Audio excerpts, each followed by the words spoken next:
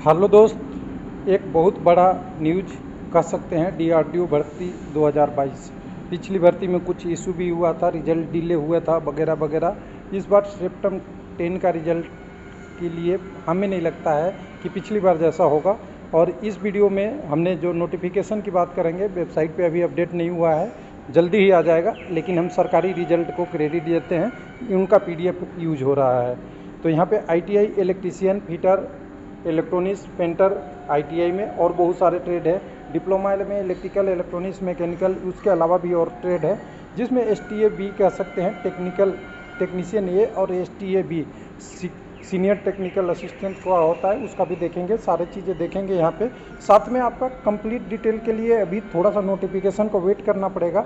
लेकिन अभी जो नोटिफिकेशन है उसके अनुसार से बीटेक या हायर क्वालिफिकेशन को अलाउ नहीं किया है। थोड़ा सा इसको देखेंगे नोटिस में, कहाँ से डाउनलोड होगा उसके बारे में भी बता सकते हैं। इसके लिए आपको वेबसाइट पे आना पड़ेगा, railwaylife.lp.com पे, जो सरकारी रिजल्ट का ही नोटिफिकेशन है। मैं अपना नोटिफिकेशन नहीं बता रहा हूँ। एक मिनट, इसको बैक करते हैं थोड़ा यहाँ पे, जिसमें आप देख सकते हैं click here for PDF notification. सरकारी रिजल्ट से ही लिया हुआ है, क्योंकि उनकी वेबसाइट पे पहले हुआ है। ऑफिशियल वेबसाइट पे जाइएगा तो कुछ इस तरह से डीआरडीओ में दिखेगा।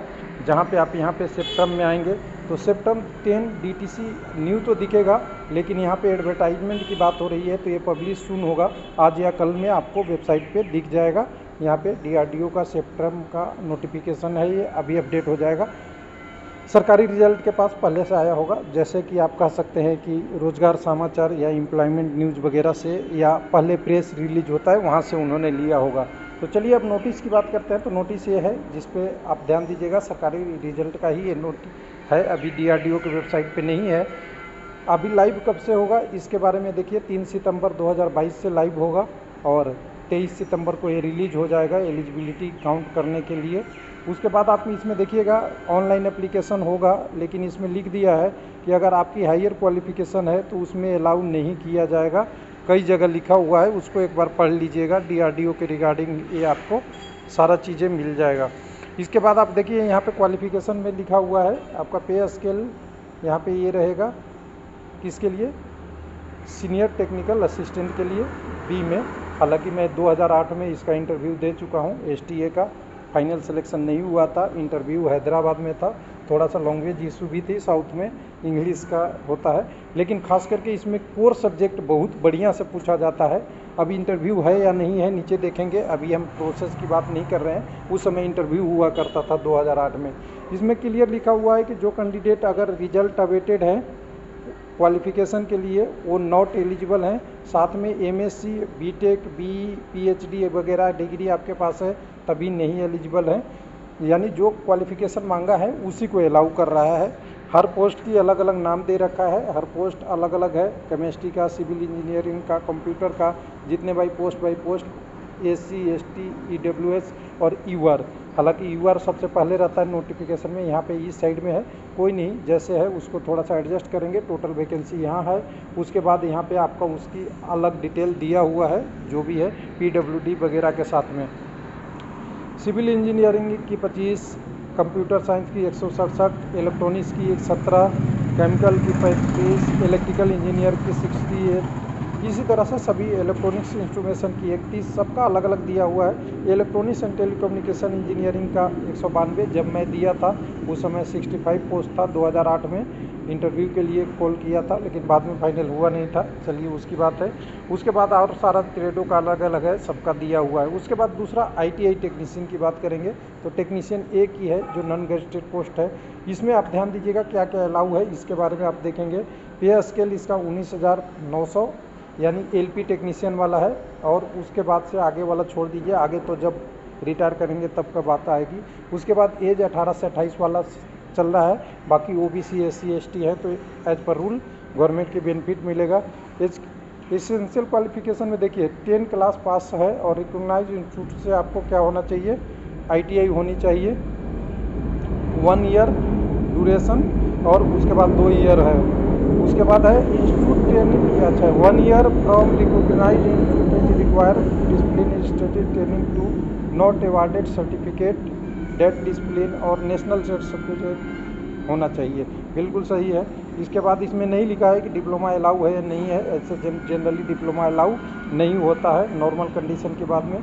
तो यहाँ पे देखिए सबका अलग अलग है, automobile, book binder, carpenter, ITI की बहुत सारे पोस्टें होते हैं, उनमें से मैक्सिमम पोस्टों का है।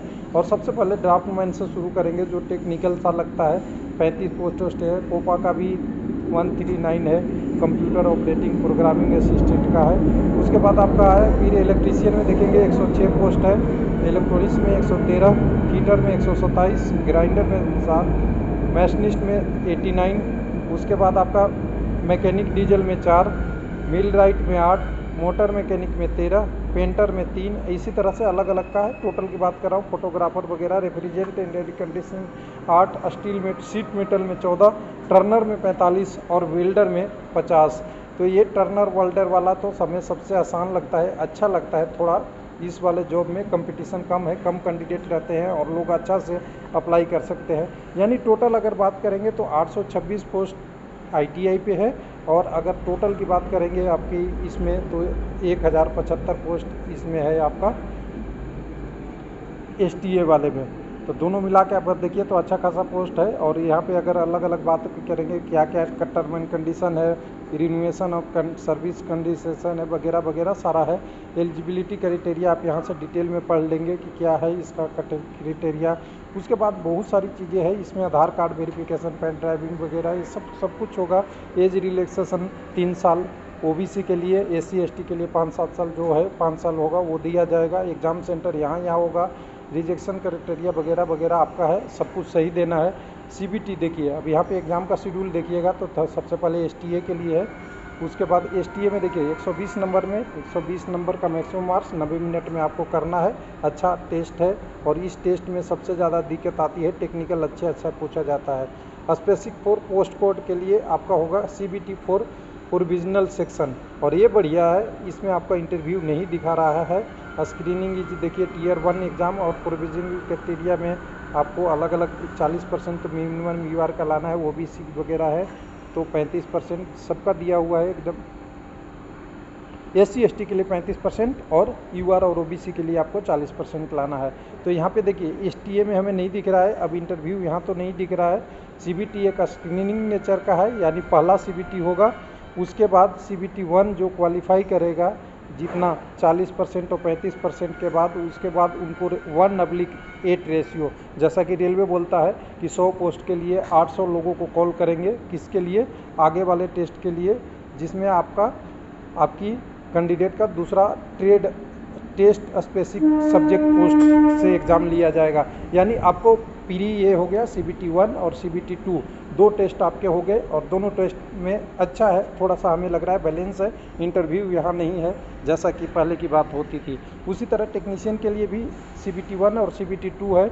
CBT 1 में 40 आपके क्या रहेंगे, 40 सेक्शन ए और 40 बी, दोनों अलग अलग है। 40 ए से और 80 आपके ट्रेड से पूछा जाएगा, जो ITI है इलेक्ट्रॉनिक्स इलेक्ट्रिकल, जो उससे रिलेटेड आपका क्वेश्चन आएगा, और बाकी 40 आपका जनरल से रहेगा। टोटल 120 और 90 मिनट का टाइम है। उसके बाद ट्रेड स्पेसिफिक क्वालिफाई नेचर है अगला पेपर, जो स्पेसिफिक डिसिप्लिन और आपके पोस्ट से ITI level related test, practical skill of candidate, ये थोड़ा सा अलग है। इस प्रैक्टिकल स्किल के बारे में आप यहाँ से पढ़ेंगे तो नीचे ट्रेड क्राइटेरिया के बारे में आपको मिल जाएगा। ये थोड़ा सा हमें लगता है ये डिफ़िकल्ट पेपर हो सकता है, लेकिन इसमें इशू ये है कि इसमें केवल क्वालिफाई करना है, और टीयर 2 में ट्रेड टेस्ट में आपको क्वालिफाई करना ज़रूरी है, ये क्लियर लिखा हुआ है। इसका से मेरिट का शायद असर नहीं रहेगा। तो ये अभी ओवरव्यू डिटेल है, इसकी एक्चुअल डिटेल जो नोटिफिकेशन आएगी वो एक्चुअल में आएगा अभी वेबसाइट पे, तो 1-2 दिन में आएगा, तो मैं इसका डिटेल वीडियो बनाऊंगा।